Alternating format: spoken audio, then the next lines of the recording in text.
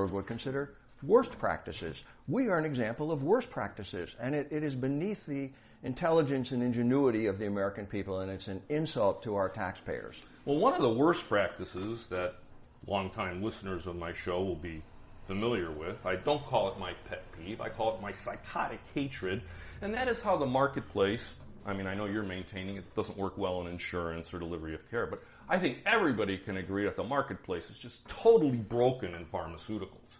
And it's always going to be broken. Hank, if you have a fatal disease and I have the cure for it, how much is it worth to you? I'll maintain it's worth everything you have. And that when that's the sort of value equation that surrounds a product or service, you're never going to have a free market. So how does single payer handle pharmaceutical costs? The way it handles pharmaceutical costs is that the single payer system becomes the overwhelming purchaser of pharmaceuticals. Why should people in the United States have to pay 2 or 3 times as much for a drug as people in Canada pay for the same medication? Because the drug companies can't. Because they're not allowed to charge those costs in other countries. There's pricing regulation. But the state of California, how do they alone tell a drug company, so we see Cart D out now, $475,000 for a curative treatment. If you're a single payer entity in California, what do? Do you say, I'm only going to pay $200,000, and the drug company says, I'm sorry, it's $475,000? I don't think that would happen because California is a huge market. I just don't think that drug companies will refuse to sell. There will be a negotiation, and it will be based on allowing drug companies to make a fair profit and have money for innovation. But we're going to use marketing clout of California more than we had with California Medicaid, because as you know, they have zero marketing clout. They're getting raked over the coals with drugs like Harvoni. Just a mess. Right. How about people in prisons and jails? Will they be covered by the same single-payer program? Yeah, all residents of California will be covered. So, I mean, there's going to have to be some reform, obviously, of the delivery system in some places as well, where the framework's just sort of inadequate. Obviously, prisons are one thing, but one of the questions I have is access. That's a big concern of mine. It's always a big concern of mine. It's not good today. It's not good for a lot of populations and a lot of specialists today. But I've worked with folks from Canada, and there are stories of queuing in Canada, and there are sort of stories that at the end of the year, the provinces run out a little bit of money, and it's hard to get access sometimes, particularly to diagnostic procedures or specialists. Tell me about what happens in access. If all of a sudden everybody's got the Magic Kingdom card, how am I ever going to get an appointment with my doctor again? There will be a period of readjustment. I mean, we have far too many specialists. We need more people in primary care. Waiting times for primary care will come down as more people enter that field, but primary care needs to be compensated more equitably than it is now. So part of the compensation scheme of the doctors would be to maybe normalize some of the specialty costs. Yes. I'll never forget years ago, an oncologist who shall remain nameless, but is the chief medical officer of a major health insurer today, I asked him the question, how much more should an oncologist make than a pediatrician? And with a straight face, he said, I think an oncologist should make about 5 times. Does that sound right to you, that multiplier of 5 times? No, it's totally irrational. I think doctors should all be reasonably compensated because they work very hard. Their entry into the workforce is delayed because they have many more years of education. They're in a job with an enormous level of responsibility, and so personally feel that fair compensation should be about what most primary care doctors are making today. But I think that, for example, pediatricians are underpaid. I think that there are areas in the profession where pay should be adjusted. Interventional radiology. Sorry for the interventional radiologist. Yeah. When we compare, for example, our neighbors to the north in Canada, where they've had a single-payer system, Canadian Medicare, since the 1960s. Doctors, for the most part, make as much as they do in the United States. But access still is a problem for certain things, namely procedures in the UK and Canada. Gene, you're picking out the exceptions, okay? There are always going to be some small differences. Remember, it's easy to fix those access problems by simply investing a little bit more. And that's a social decision. In Great Britain and in Canada, statistics show that people are more satisfied, survival is higher, there are better outcomes in most of the major diseases. Yeah, we don't do well on the World Health Organization ratings ever. We always do poorly on a variety of those metrics. We do very poorly, and if we were a poor country, there might be... Now, I've often said, though, we are a very diverse country. We're not a poor country, but there are places in this country that kind of look third worldish. And I always sort of have said, my God, if the whole country looked like Vermont, we'd have single payer today. But didn't Vermont, am I wrong, didn't they have a little experiment and haven't they sort of put things on hold or something for a while? Vermont has put things on hold. It was really a political decision. They didn't need to put things on hold. They used the projected costs as an excuse. We know that single payer in a large enough environment, and again, Vermont is a very small state. Maybe California a little bit better lab for this. But, I mean, a basic principle of insurance or of social insurance is that you create a risk pool, you put everybody in it. Everybody is covered by fire protection, everybody's covered by police protection, everybody's covered by the highway department, and so on. So you create a large... social good. Yeah, it's a social good. And you do the same thing with health care.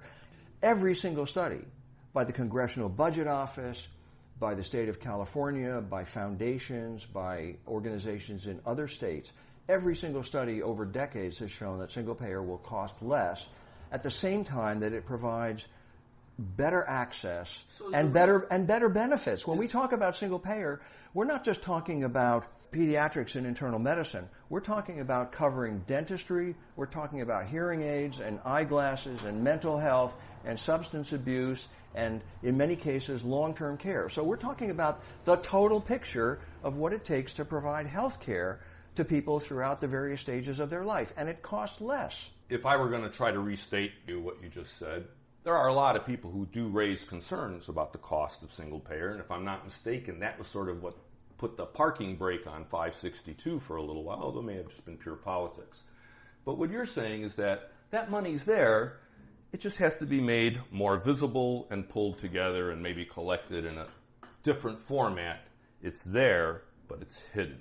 That this program will save money, even though it appears maybe there's a new tax or a new funding mechanism, because it's going to drain some of the financial swamp that's invisible to us. Is that a fair assessment? It's a fair assessment, and I want to emphasize, because you use that terrible T word, tax, that the public right now is contributing to the healthcare system and to their own individual healthcare through many dozens of different funding streams. If you consolidate all of those and pay into a public fund, we can call it a tax, but people need to understand that it's replacing everything else. It's replacing their employer's contribution to Medicaid. And your premise is it'll actually be less when we add them all up. Every study that I have seen by reputable economists, and these have been peer-reviewed studies, these studies are subject to very critical review. And every single study has shown that single payer would cost less. Why? Because it's using these funds to pay for a social program and not to pay for profit. It's a more fiscally responsible way of using what we're paying now. One of the savings is going to be, we're going to eliminate some of this prior auth stuff and some of the administrative things that doctors have to go through. My question for you is, with that whole managed care model, because, as you know, I used to do audits, and I did audits of fee-for-service, Medicare, which is what we call Medicaid out here in California, providers, and managed care organizations. The only time I ever saw anybody pick up a quality problem proactively rather than after the body count was happening was on a prior authorization. When someone said, hey, I want to give this person Enbrel. And somebody looks at it and goes, you know, they're on isoniazid. Maybe Enbrel isn't right. Maybe they have active tuberculosis. But in the fee-for-service sector, they get their Enbrel and isoniazid. Is there going to be a mechanism in single payer? I have heard folks say it should be at the doctor's discretion, but I've learned over the years a lot of doctors have no discretion. How do you control for that nonsense that sometimes is practiced? Because it's expensive. Not only does the drug cost money, when people end up in a hospital from the stupid prescribing, that's real expensive too. We have a system now that is so money-driven that unfortunately, doctors are sometimes spending their time and effort on... It is money-driven. As I was saying, yeah. The enroll comes for authorization, not the isoniazid. Nobody cares about that. I think that by liberating doctors from that unproductive work that they do to kind of move money around and get reimbursed, by simply allowing a long-term trend, which has really become dominant, which is for people to practice in groups with internal quality controls, with internal review mechanisms. So kind of like some of the ACOs or highly integrated physician hospital organizations as they are today. Well, integrated multidisciplinary care is the like model. Kaiser. Kaiser is a great example, but many universities are in a similar situation. You have multidisciplinary teams, you have clinical pharmacists, you have social workers, you have nurse specialists working side by side with physicians. And this is the trend, is that with the complexity of healthcare, and the complexity of the technology, people need to work as a team. In a single payer system, people can focus on quality of delivery. There's a public health aspect to single payer as well. So that is that in terms of the distribution of resources, the investment in resources, in hospitals, in technology, in networks of care, this needs to be driven by the healthcare needs of the population. It needs a public health approach. Rather than an actuarial one. Or an entrepreneurial one. This is not a money-making exercise. It is for some people, though, and aren't they going to fight this tooth and nail? Is that your biggest barrier? Or what's the biggest barrier? Why don't we have it? Is it vested interests? It's people who are making a lot of money off the healthcare system? Because, one man's waste is another guy's bottom line. In the healthcare environment that's developed over the past 70 or 80 years in the United States, we've allowed the growth of an industry that basically is parasitic and that doesn't provide any social good. And that is the private commercial health insurance industry. And we've seen nonprofit insurance companies convert to for-profit status so that they can capture that money. We've talked about that on the show. Yeah, we've talked about that, how they loot the equity of a nonprofit, create a profit, and then they sell off pieces so all the major shareholders can profit. Then they just raise the premiums and increase the copays and deductibles. Right, so that puts in front of us the question that I think a lot of people, whether they understand it or not, when they complain about the healthcare system, what they're really saying is healthcare a business or is healthcare a public service? And who should own and control the healthcare system? The people as a whole, society. Is this a social program? Like roads or fire department, national defense, those sorts of things. Sewers, safe drinking water. We think about public health. We need to basically confront that. Confront the profit motive and bring it back to its roots, even though, as you said, ever since, World War II, the system has kind of been the way it is. There's plenty of room for ingenuity to be rewarded. Great inventions, great new pharmaceuticals. These things, information systems that improve healthcare outcomes, if these things improve people's health, they will be rewarded. But the delivery of care should not be on a profit basis. It's a public service. Everybody should have an equal opportunity to have access to high-quality health care. Some of our listeners, they're probably going to hate this idea of single payer, but some of them are going to love it. Some are going to say, geez, what Dr. Abrams said made so much sense. How do I get involved? How do I support this movement? We're trying to enact legislation to create a single-payer system. So by all means, contact your legislators at the state level and at the federal level and let them know. Find an organization, and we have hundreds of them in California, from the League of Women Voters to Healthcare for All California to labor unions to community organizations. California Nurses Association. Join an organization and lend your voice to the voices of many other people. Basically, we need to create the political will. Okay? I think that really when people ask themselves about single payer, the first question is, do I think it's the right thing to do morally?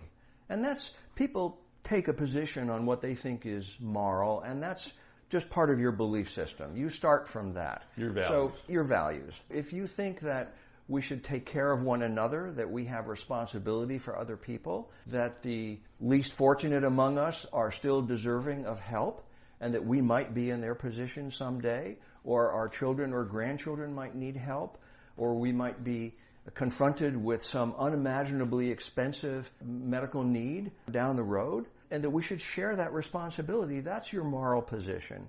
My ethical